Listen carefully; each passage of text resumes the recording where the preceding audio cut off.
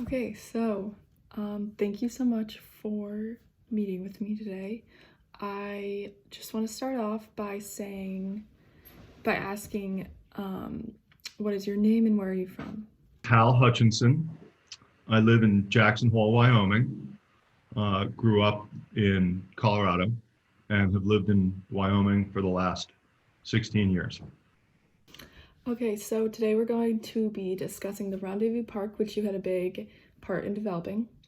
And first, I'm just going to start off by asking you a few questions, and yeah, so we'll just get right into it. First, how would you describe the way the Rendezvous Park was before it developed into this amazing place that it is today?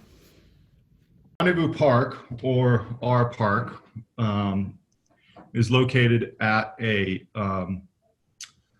road intersection between two main roads in the Jackson Hole Valley and is bordered on the east by the Snake River, on the north by Highway 20, excuse me, on the south by Highway 22, which is a road corridor that goes over Teton Pass into Idaho, and on the west by the Moose Wilson Road, which is a road that goes out to the Jackson Hole Mountain Resort and up to Grand Teton National Park.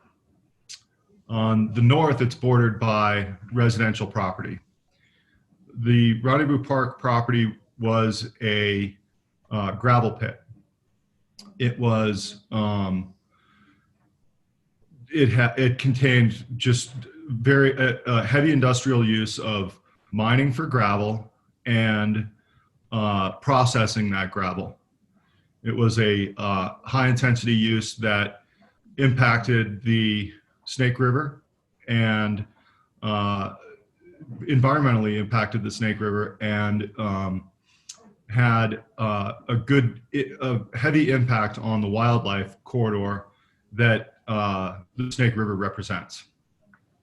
It contained ponds and stockpiles of gravel. It was a productive gravel mine, because the Snake River Plain is a significant cobble plain and easy to extract gravel for construction and development, for buildings, concrete, and for roadways. What are some examples of the environmental issues that it had before it was developed that you were just mentioning?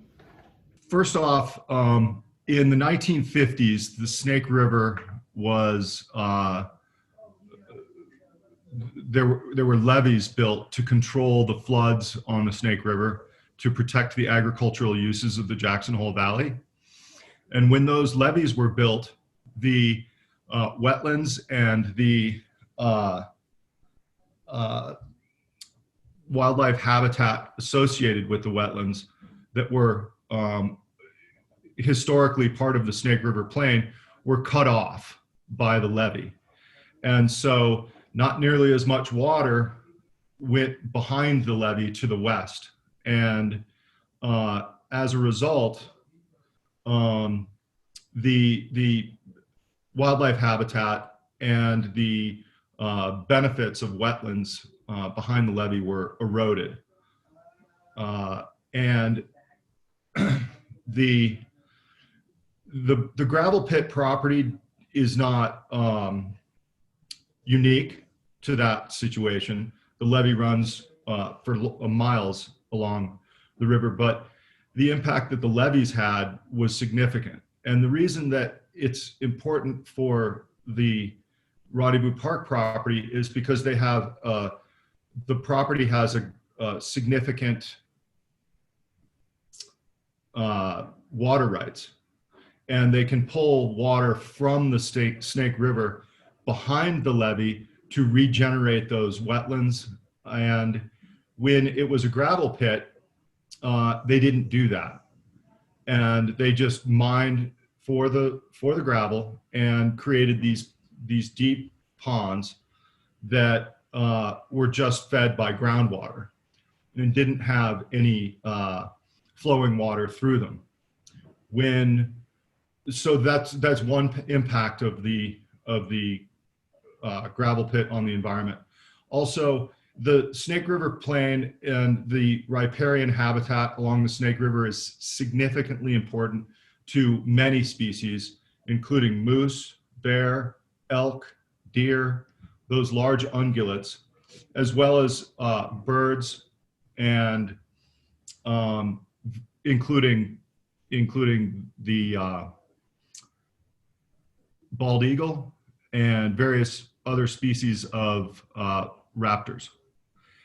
The operation of a gravel pit, along with the processing of that gravel, which includes crushing, which is a very loud and very intrusive process, cut off the corridor from north to south for those large ungulates to migrate. And those are the primary impacts that the gravel pit had on the environment and the wildlife. Oh, okay. Very interesting. How would you describe how the Rendezvous Park has changed since it was the gravel pit? Like, what developments have happened? What is it now? As I started with the impacts of the gravel pit, and specifically associated with water, I'll start with the changes that we made in developing Rendezvous Park into a natural park.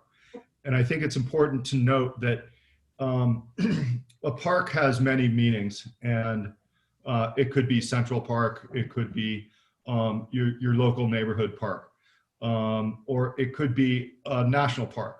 And the idea of Rendezvous Park was a small enclave that's a natural park. It's not manicured, there's no swing sets, there's no play equipment, there's no playing fields. It's a natural park, and we tried to bring it back to its historic natural character as much as possible. And the primary effort that I think has made the most impact was to take advantage of the water rights that the property held. And we put a siphon into the bed of the Snake River and siphoned water on the other side, underneath the levee, to provide for flowing water and the creation of wetlands within Rendezvous Park that has made a significant benefit to the fish. There are beavers there now. The raptors routinely nest and fish in the waters that we've brought from underneath the levee to the west. And that's one of the primary benefits of the park environmentally. The park is no longer, is there any industrial use of the park? It is open to the public, and the public is allowed to enjoy the natural surroundings. But it also has attracted migratory patterns for elk and moose and deer.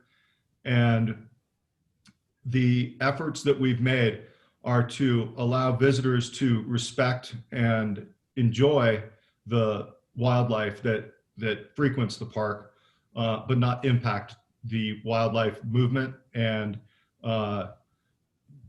reduce any wildlife-human interactions. Perfect. What would you say some of the activities that you and the public can enjoy now today at the art park? That the public enjoys include wildlife viewing. The park has a number of ponds that the water flows through, so there's a good deal of fishing, and fishing that's limited for kids. You can boat or paddleboard on the ponds. And in designing the park, and restoring it to a natural habitat, we took a clue or a cue, excuse me, from the past use, as to not ignore the past use of the property, but to make some features of the park evocative of the past use, and that includes retaining some of the knolls that were piles of gravel, and we've grass seeded them, and so these knolls, which the geography of Jackson Hole, of the valley itself, is very, very flat. So there are these knolls that provide for scenic view and a real nice place to go sledding in the winter. As far as the use of the property is concerned, there is a pathway network throughout the Jackson Hole Valley, and that pathway network was broken up by the Snake River Highway 22 bridge, where there was no shoulder to bike on, and so if you're traveling in the east and west directions, it was difficult to get across that bridge on a bicycle. And so as part of the project, we partnered with the county to construct a dedicated pathway bridge over the Snake River that lands on the Rendezvous Park property on the west side. And that pathway is also on Rendezvous Park property as it extends further to the west toward the Tetons.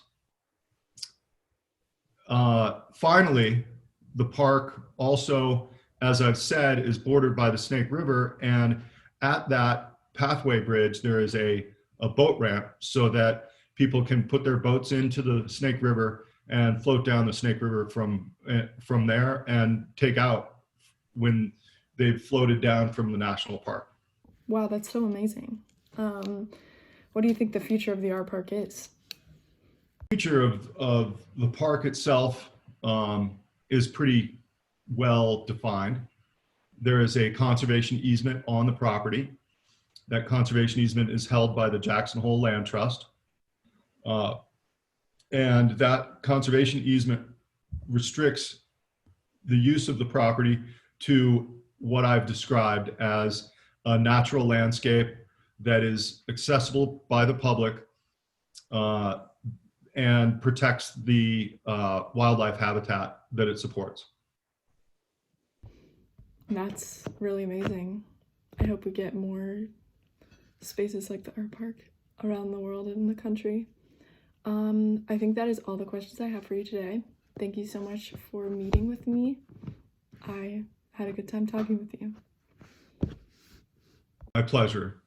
Thank you.